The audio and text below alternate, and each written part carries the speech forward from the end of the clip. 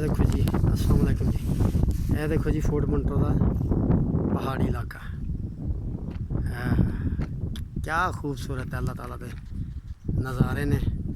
इत्थे बंदा आके कहंदा कि वाकई मेरा मालिक जिहड़ा है ना बेनियाज है। फाबी अला रबी कुमातो कसिबान। ठीक है जी, तुसी अपने रब की केड़ी केड़ी नेमत का शुक्र अदा कर सकते। यह देखो जी वो रोड है जिथे वो ट्रैफिक जा रही है, जितों असी नीचे तो उत्ते आए हैं। यह सारा धुंध है और बारिश। पहाड़ी इलाका है जी सारा। ये बादल ना देखो, ये बादल ना फुल